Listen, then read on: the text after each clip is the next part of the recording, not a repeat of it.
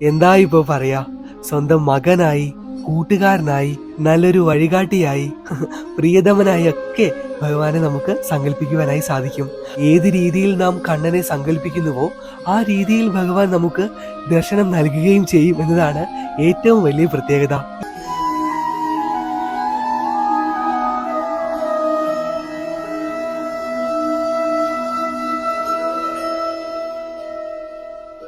ശ്രേഷ്ഠ വചനങ്ങൾ ഭാഗം 68. വിനയം കൊണ്ടു മാത്രമേ ഒരുവന് സന്തോഷപ്രദമായ ജീവിതം പടുത്തുയർത്തുവാൻ സാധിക്കുകയുള്ളൂ എന്ന് ഓർത്തുകൊള്ളുക. ഹരേ കൃഷ്ണ. നമസ്കാരം.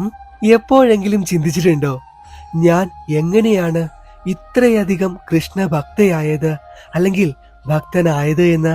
മനഃശാസ്ത്രപരമായി അതിന് ഒരുപാട് കാരണങ്ങൾ ഉണ്ടാകാം.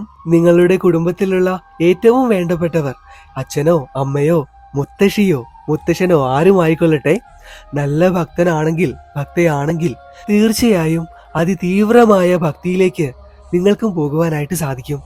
അങ്ങനെയുള്ള കുറച്ച് കാര്യങ്ങളാണ് കേട്ടോ ഇന്നത്തെ ഈ വീഡിയോയിലൂടെ പറയുവാൻ പോകുന്നത്. ഞാൻ എങ്ങനെ കൃഷ്ണ ഭക്തനായി അല്ലെങ്കിൽ ഭക്തയായി മുഴുവനായി തന്നെ കാണുക. പറയുന്ന ഓരോ കാര്യങ്ങളും ശ്രദ്ധാപൂർവം കേട്ടുകൊള്ളുക. പിന്നെ പറയണ്ടല്ലോ, വീഡിയോ ശ്രവിക്കുന്ന വേളയിൽ, കാണുന്ന വേളയിൽ ചെറുതായി ഒന്ന് ലൈക്കും ചെയ്യാട്ടോ.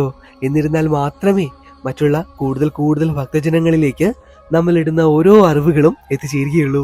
ശരി, അപ്പോൾ ഒട്ടും ദീർഘിപ്പിക്കുന്നില്ല, ഭഗവാന്റെ നാമത്തിൽ തന്നെ നമുക്ക് തുടങ്ങാം. ഈ വീഡിയോ കണ്ടുകൊണ്ടിരിക്കുന്ന എല്ലാവർക്കും, എല്ലാ ഭക്തജനങ്ങൾക്കും തുടക്കമേ തന്നെ ഒരു ടാസ്ക് തരുവാൻ പോവുകയാണ്. 2 കണ്ണുകളും അടച്ചുകൊണ്ട് ഒന്ന് ആലോചിച്ചു നോക്കുക, ഞാൻ എങ്ങനെയാണ് ഇത്രയധികം കൃഷ്ണഭക്തൻ അല്ലെങ്കിൽ ഭക്തയായത് എന്ന്. പലർക്കും പല ഉത്തരങ്ങൾ ഉണ്ടാകാം. ഇപ്പോൾ ഉദാഹരണമായിട്ട് പറയുകയാണെങ്കിൽ, മഹാദേവനെ, ശിവഭഗവാനെ ഒരുപാട് നാള് ആരാധിച്ചിരുന്ന ഒരു വ്യക്തി പിന്നീട് കൂടുതലായും കൃഷ്ണഭക്തിയിലേക്ക് വരുന്നു. ശ്രീകൃഷ്ണ ഭഗവാനെ കൂടുതലായും ആരാധിക്കുവാൻ തുടങ്ങുന്നു. ഇതിന്റെ എല്ലാം കാരണങ്ങൾ എന്താണ്? ഈ കാരണങ്ങളെല്ലാം അന്വേഷിച്ച് ചെല്ലുമ്പോൾ രസകരമായതും അതേപോലെ തന്നെ വളരെയധികം പ്രാധാന്യം അർഹിക്കുന്നതുമായ അറിവുകൾ നമുക്ക് ലഭ്യമാകും. കൃഷ്ണഭക്തി എന്ന് പറയുന്നത് തീർത്തും ഒരു ലഹരിയാണെന്ന് എത്ര പേര് വിശ്വസിക്കുന്നുണ്ട്? ഞാൻ പരിപൂർണമായും വിശ്വസിക്കുന്നു. കാരണം അതങ്ങനെയാണ്. അനുഭവിച്ചറിഞ്ഞവർക്കറിയാം. ഭഗവാൻ നൽകുന്ന സൂചനകൾ, ലക്ഷണങ്ങൾ, കണ്ണനുമായി ബന്ധപ്പെട്ട ഓരോ അറിവുകളും ലഭിക്കുമ്പോഴുള്ള ആ അനുഭൂതി എല്ലാം വീണ്ടും വീണ്ടും നമ്മെ ഭഗവാനിലേക്ക് അടുപ്പിക്കുന്നു. സാധാരണ രീതിയിൽ പറയുകയാണെങ്കിൽ, നിങ്ങളിപ്പോൾ ചെറുപ്പം മുതലേ ഭഗവാന്റെ കഥകൾ ഒരുപാട് കേൾക്കുകയാണെങ്കിൽ, ശ്രീകൃഷ്ണ ഭഗവാനുമായി ബന്ധപ്പെട്ട ഒട്ടനേകം ഗ്രന്ഥങ്ങൾ വായിക്കുകയാണെങ്കിൽ, തീർച്ചയായും വലുതാകുമ്പോൾ ഒരകമഴിഞ്ഞ കൃഷ്ണഭക്തൻ, ഭക്ത ആകുവാനുള്ള സാധ്യത വളരെയേറെ കൂടുതലാണ്. കാരണം ഈ ഗ്രന്ഥങ്ങളെല്ലാം വായിച്ചു കഴിയുമ്പോൾ, ഭഗവാനെ കുറിച്ച് കൂടുതൽ അറിഞ്ഞു കഴിയുമ്പോൾ ഒരു പരമമായ സത്യം നമുക്ക് മനസ്സിലാകും. ഭഗവാനെ ഏത് രീതിയിലും നമുക്ക് കാണാമെന്ന്. എന്താ ഇപ്പോ പറയാ, സ്വന്തം മകനായി, കൂട്ടുകാരനായി, നല്ലൊരു വഴികാട്ടിയായി, പ്രിയതമനായി ഒക്കെ ഭഗവാനെ നമുക്ക് സങ്കല്പിക്കുവാനായി സാധിക്കും. ഏത് രീതിയിൽ നാം കണ്ണനെ സങ്കല്പിക്കുന്നുവോ ആ രീതിയിൽ ഭഗവാൻ നമുക്ക് ദർശനം നൽകുകയും ചെയ്യും എന്നതാണ് ഏറ്റവും വലിയ പ്രത്യേകത. ഈ ഒരു സത്യം അറിഞ്ഞു കഴിയുമ്പോൾ പിന്നെ എത്രയൊക്കെ വിഷമഘട്ടങ്ങൾ ഉണ്ടായാലും, സങ്കടങ്ങൾ ഉണ്ടായാലും കണ്ണനെ നമുക്ക് വിട്ടുപോകുവാനായി സാധിക്കുകയില്ല. ചിലരുണ്ട്, അവർ അകമഴിഞ്ഞ വിശ്വാസിയായിരിക്കും. എല്ലാ ദിവസവും മുടങ്ങാതെ ക്ഷേത്ര ദർശനങ്ങൾ നടത്തുന്നവരാകാം, വഴിപാടുകളും പൂജകളും ഒക്കെ ചെയ്യുന്നവരാകാം. പക്ഷേ അവരുടെ ജീവിതത്തിൽ എന്തെങ്കിലും ഒരു ദുഃഖം, സങ്കടം ഉണ്ടായി കഴിയുമ്പോൾ പിന്നെ ഭക്തിയിൽ നിന്നും കുറച്ച് അകലുവാനുള്ള സാധ്യത അവർക്ക് ഏറെയാണ്. എന്നാൽ ഒരു കൃഷ്ണഭക്തൻ അല്ലെങ്കിൽ ഭക്തിയുടെ കാര്യം അങ്ങനെയല്ല. എത്രയെല്ലാം പ്രതിസന്ധികൾ ഉണ്ടായാലും അവർ വീണ്ടും ഭഗവാനിലേക്ക് കൂടുതലായി അടുക്കുകയാണ് സാധാരണ ചെയ്യാറുള്ളത്. ഇതേപോലെ തന്നെ ഭാവിയിൽ അകമഴിഞ്ഞ ഒരു കൃഷ്ണഭക്തനാകുവാനുള്ള മറ്റൊരു സാധ്യത, ആദ്യമേ പറഞ്ഞതുപോലെ തന്നെ നമ്മുടെ അച്ഛൻ, അമ്മ, ഏറ്റവും അടുത്ത ബന്ധുക്കൾ ഇവരെല്ലാം തീവ്രമായ ഒരു കൃഷ്ണഭക്തനോ ഭക്തയോ ആണ് എങ്കിൽ, ജീവിതത്തിന്റെ ഏതെങ്കിലും ഒരു സാഹചര്യത്തിൽ നിങ്ങളും വലിയൊരു വിശ്വാസിയാകുവാനുള്ള സാധ്യതകൾ ഏറെയാണ്. അതിൽ ഏറ്റവും ശ്രദ്ധിക്കേണ്ട ഒരു കാര്യം, 99% നിങ്ങൾ ഒരു കൃഷ്ണഭക്തനോ ഭക്തയോ ആകും എന്നതാണ്. ഇതേപോലെ തന്നെ മറ്റു ചില ഗുണഗണങ്ങളും ഭാവിയിൽ നിങ്ങളെ അകമഴിഞ്ഞ ഒരു കൃഷ്ണഭക്തനോ ഭക്തയോ ആക്കിയേക്കാം. എന്ന് കരുതി ഇപ്പോൾ ഈ പറഞ്ഞവർക്ക് അത്തരത്തിലുള്ള ഗുണഗണങ്ങൾ ഇല്ല എന്നല്ല കേട്ടോ. അവർക്കും ജന്മലാൽ ഈ ഗുണഗണങ്ങൾ ഉണ്ടായിരിക്കും. ഏതൊരു ആപത്ഘട്ടത്തിലും മറ്റുള്ളവരെ സഹായിക്കുക, അകമഴിഞ്ഞ് ദാനങ്ങൾ ചെയ്യുവാനുള്ള മനസ്സ്, ഇതിനെല്ലാം പുറമെ നിങ്ങൾ തന്നെ ഒന്ന് സ്വയം ചിന്തിച്ചു നോക്കുക.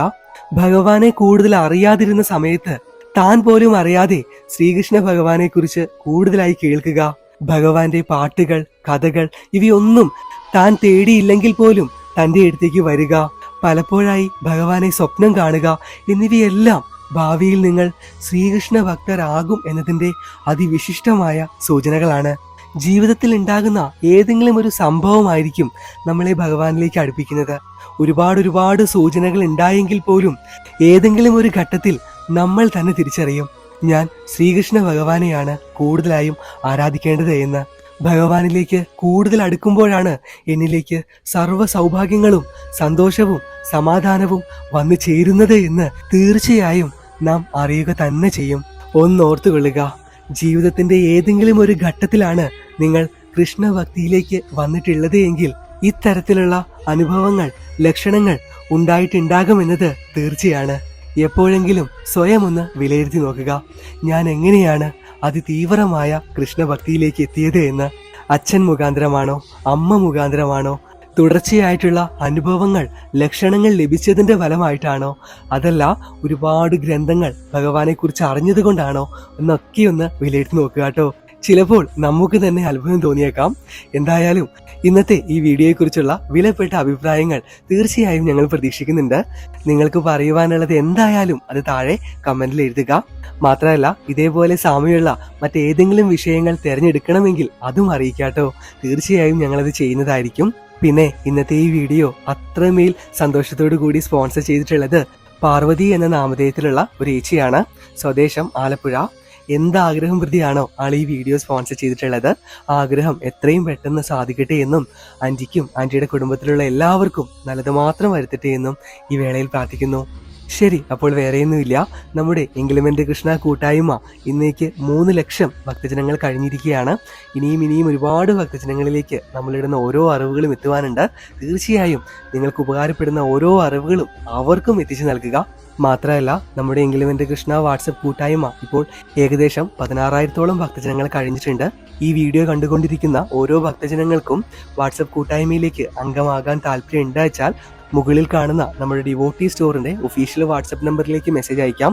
24 മണിക്കൂറും അതിൽ സ്റ്റാഫ് സേവനം ലഭ്യമാണ്. നിങ്ങൾക്ക് ലിങ്ക് ലഭിക്കുന്നതായിരിക്കും. ഇനി അതല്ല എങ്കിൽ എല്ലാ ദിവസവും നമ്മൾ രാവിലെ മഹത് വചനങ്ങൾ ഇടുന്നുണ്ട്. അതിന് താഴെയായിട്ടും വാട്സപ്പ് കൂട്ടായ്മയുടെ ലിങ്ക് ഉണ്ടാവും. അതിലും ജോയിൻ ചെയ്യാവുന്നതാണ് കേട്ടോ. ശരി, അപ്പോൾ വേറെയൊന്നുമില്ല.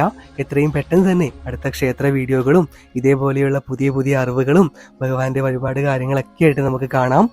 ഭഗവാൻ ആ കള്ളക്കണ്ണൻ എല്ലാവരെയും 2 കൈ നീട്ടി ഈ വേളയിൽ അനുഗ്രഹിക്കട്ടെ എന്ന് പ്രാർത്ഥിച്ചു.